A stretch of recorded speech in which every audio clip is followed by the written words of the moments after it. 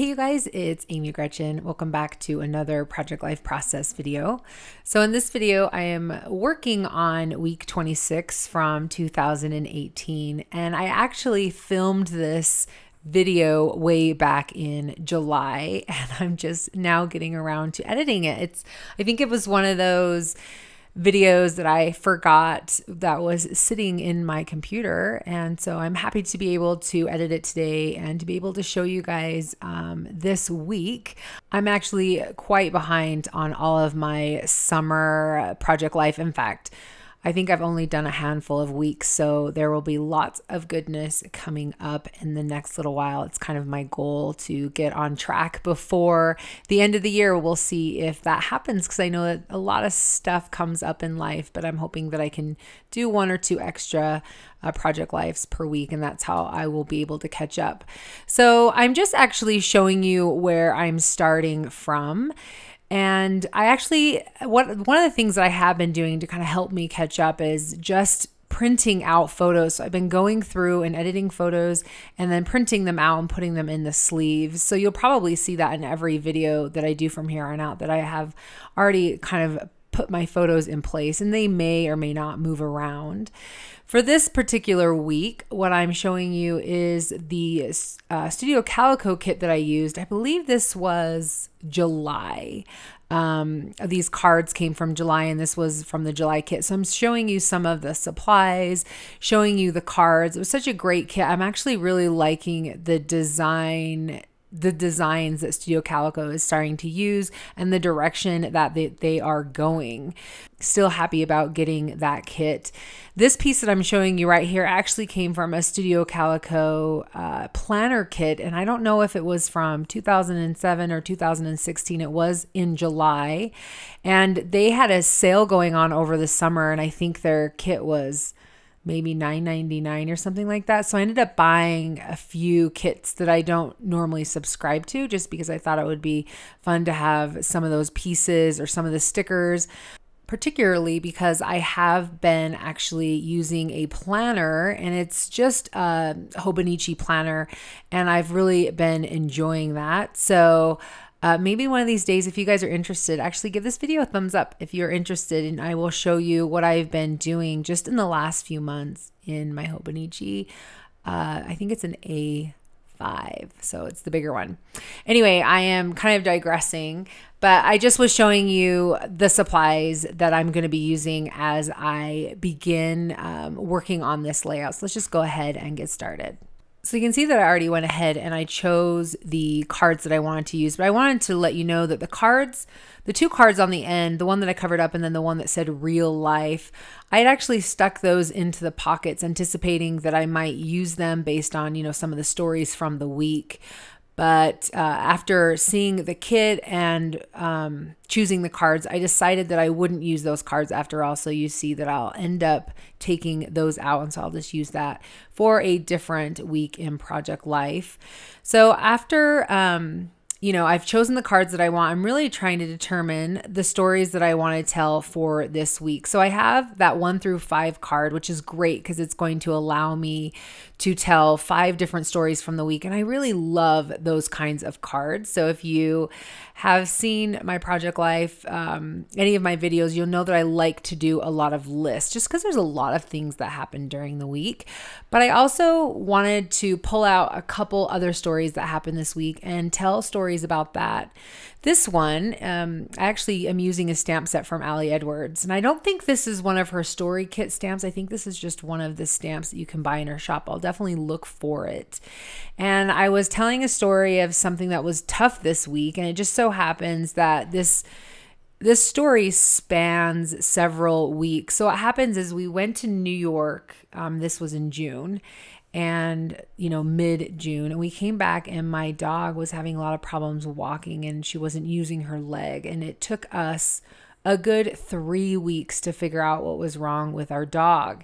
And so this week is still in the process of trying to figure out what was going on with our dog. So I wanted to explain a little bit about how I decide between what stories to tell when I am like going back, especially when it's a story that I'll probably talk about every week. Like, for instance, if I was up to date and I was telling stories of the week before, I wouldn't know what was going to happen in the future, right? But when you're going back, you know exactly how the story resolves. But I really want it to be sort of organic, like I'm doing it in the process. And that's why I keep a story journal, so that I can have that feeling to it. So I'm telling the story about what was going on that week, and it was just being in the process of figuring out what was wrong with her and being kind of afraid that, you know, she may be really sick and may have a serious problem, or they were talking cancer, having to amputate her leg. And it was, you know,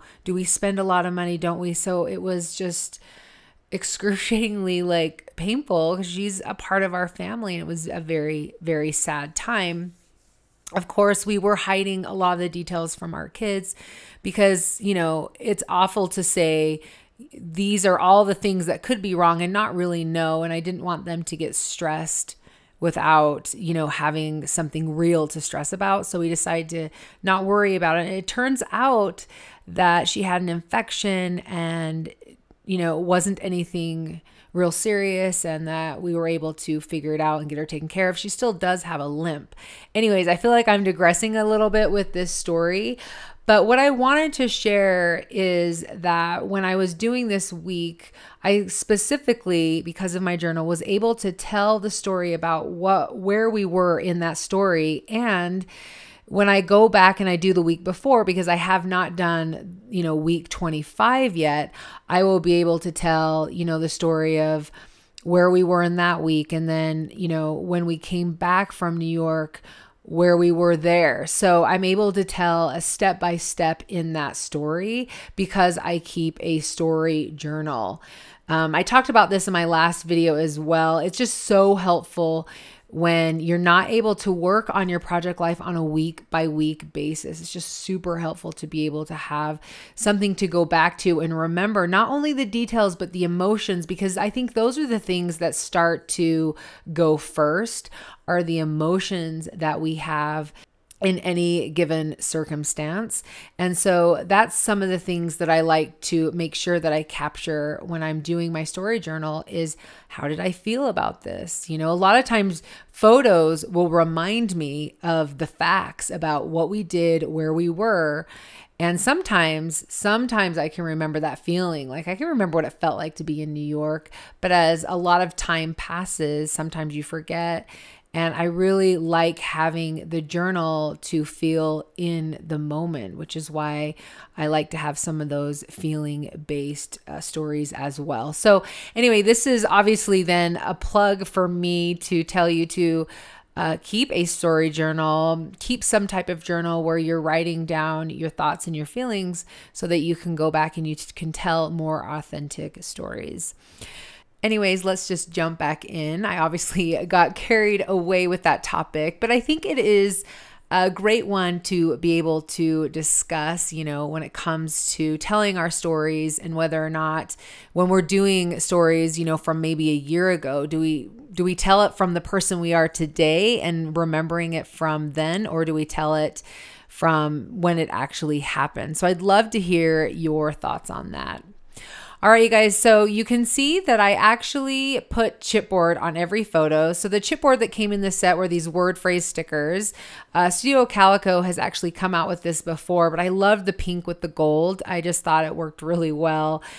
Well, I guess, you know, their kits all go together. So of course it worked really well with the cards, but I liked the sentiment so much and they were very, you know, summer friendly that I decided to add them one on every photo, especially because you could make them as big, or, you know, you could make them smaller if you wanted, you know, if you wanted to. You can see that I cut that one down a little bit as well, just to fit my photo better. That photo actually of me, that is another thing that happened this week. So the photo of me with my husband and my daughter, we were actually swimming one night together, which sadly does not happen as much as I, you know, wish it would. Now that my kids are older and they can swim on their own, no problem.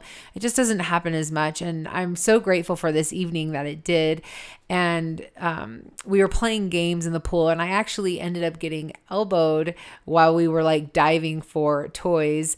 And I knew that it was very painful, and I knew that I'd probably get a black eye, and sure enough, I totally got a black eye, and it ended up being like a major topic of conversation for the next 2 weeks while I had this black eye, and especially at the beginning when everyone was like, oh my gosh, what happened to you? So it was kind of a cool thing because I'd never had a black eye before, and yeah, I wanted to make sure that that story got into my project life because it was just a funny piece or a funny part of the summer for us.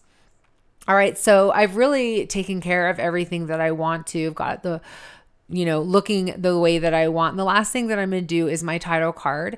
And so I was thinking of doing a circle, and I really wanted to use the big mega date stamp. I really love the mega date stamp, and I feel like I don't near use it enough for how much I like it. Speaking of which, I saw on Studio Calico's either their story or their Instagram that they were coming out with a new mega stamp. I don't know if it was a mega date stamp or what, but they're coming out with some kind of mega stamp.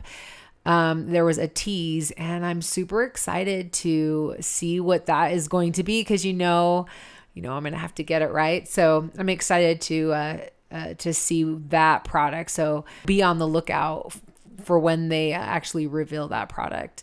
So anyway, I decided to do a half circle. You saw me punch it out, and then I'm just adding the mega, the stamp right on there. And then I'm getting some of these rubber icons. So actually the kit came with some rubber icons. And then I think a year ago, it could have been even 2 years ago, they had some rubber icons that were, I think these were Jasmine Jones both times. And I decided to pull them out and to see which ones I would want to use. So I was kind of going back and forth between the sets and trying to decide what I wanted to use. But as I was putting this together, what I realized is the circle felt just a little too small, and I wanted it to be, I'm not sure. I think it might be the same size circle, but I wanted there to be more circle. You see how I've cut it so it's almost like halfway, so it's almost like a half circle. I wanted there to be more of the circle just because it sits like halfway onto that 4x6 card, and I wanted it to go past the halfway mark, if that makes sense. So I actually ended up punching it out again, and you can see it here. I just didn't show you everything because it was the same exact process of, stamping. And I decided to actually cut it closer to the edge. So you can see that the first thing that I did is put the circle down, get it where I wanted it positioned, and then actually cut off the edge. So you can see that I ended up cutting just a smaller portion off on the edge, and then it allowed for a bigger circle so that it would hang farther down on to the card. So hopefully that all made sense. So you can see that I used the stapler to staple that down just for a little bit of dimension. And then I'm using one of the little icons to add. I think that was probably the most complicated thing I did for this whole spread, is just trying to decide what little icon I wanted to use because they were all super cute. I did end up going with the drink one. I think I liked it most because it had more colors in it. Anyway, you guys, that is it for this week. Super quick and simple. I definitely love using kits for that reason. It just takes all the guesswork out of it, and you know that everything is going to go together really awesome. So definitely a plug for the kits. Anyway, you guys, thank you so much for being here. If you have any questions, please leave them in the comments section below. I would love also to know if there's anything that you guys would like to see from me, anything different than project life. So leave those in the comment section below as well. If you're new to my channel, welcome, and don't forget to subscribe so you can see more videos from me. All right, you guys, I will catch you in the next one. Talk to you later. Bye.